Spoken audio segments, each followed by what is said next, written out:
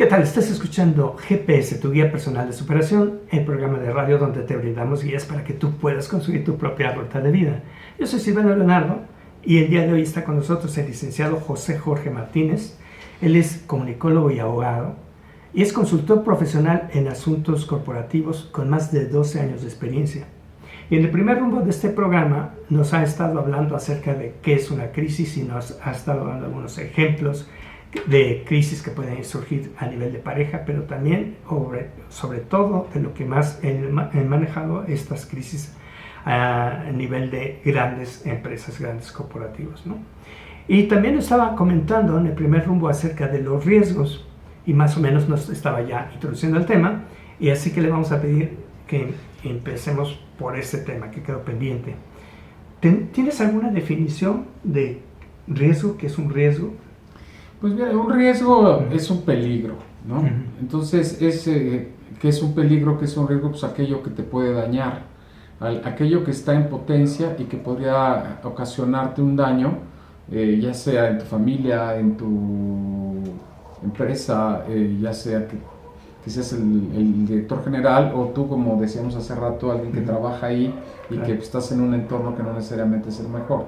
Entonces, todo aquello que te representa una amenaza a tu estabilidad, a tu seguridad, a tu actividad, es considerado un riesgo. Okay. Entonces, en este caso, obviamente, en lo que más te enfocas es en los riesgos que tienen que ver con las relaciones interpersonales, sobre todo. No, es decir, hay muchísimos tipos de riesgos, ¿no? Me gustaría empezar con los riesgos de las corporaciones, de las organizaciones, ¿no? Es decir, por ejemplo, el caso muy sonado de British Petroleum, que derramó en el Golfo, quién sabe qué cantidad de petróleo por ahí, y que es un daño masivo al medio ambiente. O sea, es un muy buen ejemplo de crisis por su impacto, porque el impacto es en todos los horizontes y es masivo, ¿no? Es decir, en el mar, en la fauna, en la flora marina, en las personas que fallecieron con la explosión de la plataforma, que ocasionó la caída de la bolsa de la empresa y que después de ese evento llegó hasta valer la mitad, ¿no? Es decir, todo eso es una crisis. Y entonces ese riesgo que se manifestó y es un riesgo operativo. El riesgo operativo es con mi actividad, ¿no? Es decir, yo perforo pozos y exploto la plataforma. Entonces ahí necesitas tener un plan, que es lo que hablaremos después. Bien. Pero es un buen ejemplo para ver lo que es un riesgo operativo. Después hay riesgos que son con la relación al comportamiento de la bolsa. Por ejemplo, una empresa que se dedica metalúrgica y de pronto hay un problema con el precio por la caída de la economía china, lo que tú quieras, y de pronto tu empresa puede valer menos, incluso desaparecer por la competencia, ¿no? Entonces hay riesgos económicos, riesgos financieros, ¿no? Y luego vienen los riesgos políticos, por ejemplo, ¿no? Que es otro de los riesgos que yo estoy muy acostumbrado a manejar por mi asesoría en las dependencias gubernamentales. Entonces, por ejemplo, muy actual, para muchas empresas el gobierno actual de Andrés Manuel López Obrador es un riesgo porque no lo consideran afín a sus actividades, no consideran que no tiene una visión tan empresarial como les gustaría. Entonces, ¿cómo va a afectar este gobierno con decisiones que la empresa no considera tan afines? Pues hay que anotar, detectar y ver qué hacer frente a cada riesgo político. Y luego pues vayamos al ámbito de las personas, ¿no? Que ya no es el ámbito corporativo. Voy a poner un ejemplo que va a disgustar mucho, pero digo, alguien, o sea, si el cabeza de la familia tiene un amante, pues es un riesgo. O sea, si no estás dispuesto a que se sepa, no lo hagas. Si ya lo hiciste, ¿qué vas a hacer? Aquí el consejo es muy duro y no necesariamente va a resolver el problema, pero si actuamos conforme a los principios de solución de crisis, tienes que dar la cara. Y pues, si das la cara, a lo mejor se acaba tu matrimonio. Pero dar la cara también significa asumir, en este caso, que no estás en el lugar en el que tienes que estar y que estás en una posición falsa con relación a ti y con relación al otro. Pero en fin, este es un ejemplo bastante radical. Pero, por ejemplo, si yo tengo un empleo donde tengo que conservar mi reputación y de pronto mi hijo anda en malos pasos, pues es un riesgo para mi reputación y para mi actividad en la empresa. Por supuesto. ¿No? Es decir, cualquier cosa que represente un peligro, hay que tenerlo claro, hay que analizarlo y ver cómo vamos a actuar. Y por supuesto, tratar de evitar los riesgos, ¿no? Es decir, ¿para qué incurro en riesgos? Si los riesgos los puedo yo evitar, pues hay que eliminarlos. Y si no, pues hay que manejarlos, sí. Claro. Entonces, por ejemplo, hace rato estabas hablando de la economía, del gobierno, etc. Sí. Se vienen elecciones en Estados Unidos. Ajá. Entonces, dependiendo de lo que suceda ahí, pues obviamente eso va a afectar la economía del país. Así es. Por ejemplo, alguien que debería de evaluar, por ejemplo, una situación de cómo lo que suceda en ese otro país va a tener ciertos riesgos en la empresa que tenga aquí, por ejemplo, ¿no? Sí. Entonces, un análisis de ese tipo implicaría pues conocer mucho más allá de simplemente lo que está sucediendo en el ámbito nacional, obviamente.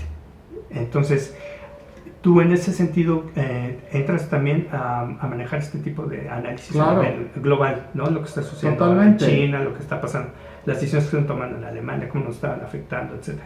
Sí, depende de cuál sea el contrato y lo que está buscando la empresa, pero las empresas globales están expuestas a riesgos, como tienen operaciones en todo el mundo, pues entonces hay que analizar los riesgos en cada país. Normalmente, si yo estoy en México, pues a lo mejor para analizar los riesgos en Alemania no me contratan a mí.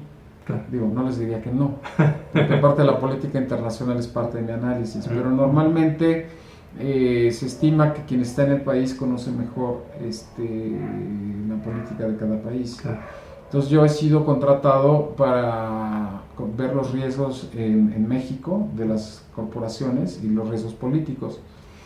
También empiezo a abarcar Latinoamérica y quizá el continente, ¿no? Pero finalmente el tema es que las empresas globales de México tienen ciertos riesgos y los riesgos políticos de México son los que tengo que analizar. A lo mejor hay una empresa mexicana que me quiere contratar para ver cómo afectaría las elecciones de Estados Unidos también, y como conozco muy bien el tema, como decía yo hace un momento, todo el continente, entonces también puedo yo analizar qué riesgos representa, si ganan los demócratas o los republicanos, qué le pasa al gobierno mexicano, cómo lo afecta, o cómo afecta a las empresas nacionales, sobre todo las que exportan. ¿No? Todo lo que ha pasado con el nuevo Tratado de Libre Comercio, pues finalmente es un riesgo y un cambio de jugada para empresas de ambos lados. ¿No? Por supuesto. Entonces, el tema ahí es que hay que estar prevenidos, y ahorita las organizaciones deberían empezar a estudiar, si no es que ya empezaron, las más avispadas, ¿no? Analizar los escenarios, como se les llama, los escenarios políticos, si gana uno u otro partido. Ok, y bueno, ya nos mencionaste algunos tipos de riesgos. ¿Habrá todavía otros más, además de estos que estás mencionando? Sí, hay mucho más. Se llegan a contabilizar hasta 50 y tantos riesgos, ¿no? Pero son, por ejemplo, los riesgos legales. ¿Cómo es eso? El riesgo legal. Hablábamos hace un momento de Juan Collado. No, pues es un riesgo legal. Es decir, ¿qué pasa si uno de los ejecutivos de la empresa es encontrado en una situación que al menos, no sé si sea inocente o no, de eso lo determina el juez, pero finalmente al menos la autoridad lo puede considerar así?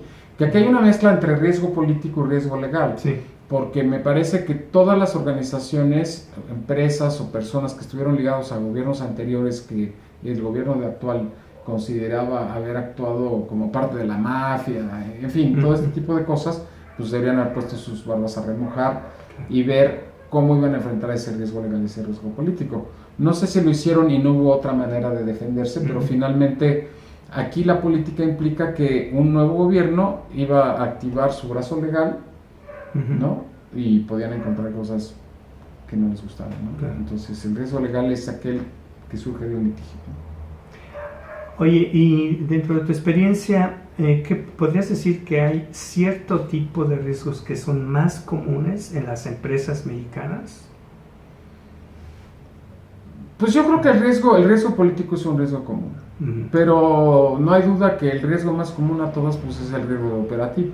porque son en los que están todos los días, ¿no? El riesgo operativo es para mí el riesgo que está más presente porque es el de la actividad diaria. Claro. Es un riesgo interno, por llamarlo de alguna manera, ¿no? Okay. Y ya si hablas del entorno, pues yo creo que el riesgo político es muy importante, Pues, sobre todo por la situación obviamente. que estamos ahorita, Claro. y también yo diría yo, la competencia. No menciono el financiero de la cotización en bolsa porque muy pocas empresas se cotizan en bolsa, pero bueno, las que cotizan en bolsa también tienen un riesgo financiero. Riesgo financiero, claro, pues la cotización en bolsa es un riesgo en sí mismo, ¿no? Por el vaivén de los precios. Claro.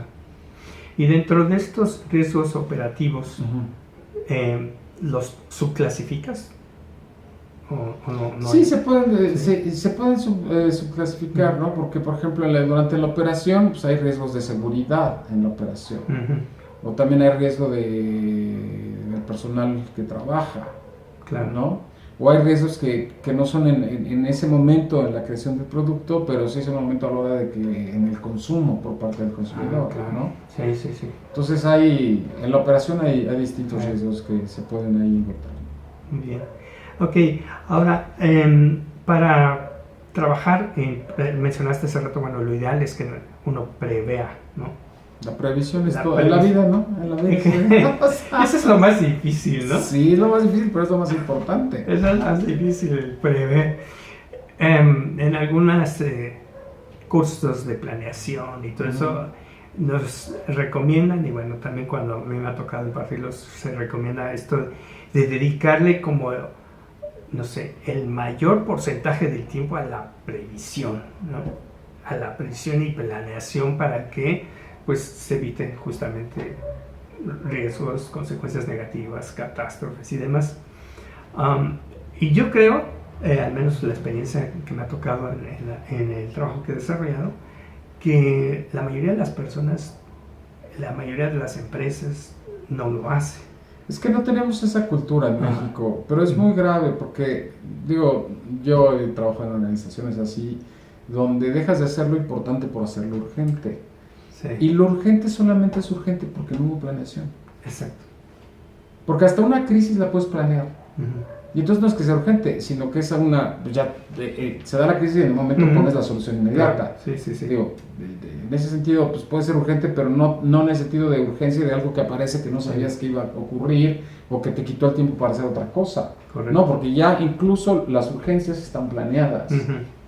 Pero si no tienes nada planeado, pues ¿cómo puedes reaccionar? Al contrario, entonces estás haciendo lo urgente, lo que no se pudo hacer, lo que surgió un problema que no habías detectado, y estás resolviendo todo eso en tu operación cotidiana, y la planeación pues la dejas para cuando puedas, y se vuelve un sueño la planeación, no una realidad concretable. O sea, incluso deberías poder decir, oye, no he planeado, pero tal día voy a empezar, o tal mes, ¿no? Pero a veces que la operación te va consumiendo y no puedes planear y dices, lo voy a hacer ya, y no lo haces. Sí. Esto yo creo que se da a nivel personal, ¿no? Así de la vida cotidiana de uno, y también a nivel de las empresas, los directivos, la planeación en general, ¿no? Sí, así es. Es todo un tema. Así es. Pues yo creo que de eso todavía nos vas a poder comentar un poquito más en el segundo rumbo, ¿te parece? Sí, claro que sí. Digo, no, vámonos al tercero. Al tercero, claro, estamos en el segundo, sí, al tercero. Estás escuchando GPS, tu guía personal de superación, el programa de radio donde te brindamos guías, como esta que estás escuchando, para que tú puedas construir tu propia ruta de vida. Mantente aquí en contacto, suscríbete a nuestro canal para que puedas ver más información respecto de los temas que manejamos, y cuando te mantienes en contacto te beneficias porque aquí marcamos rumbo.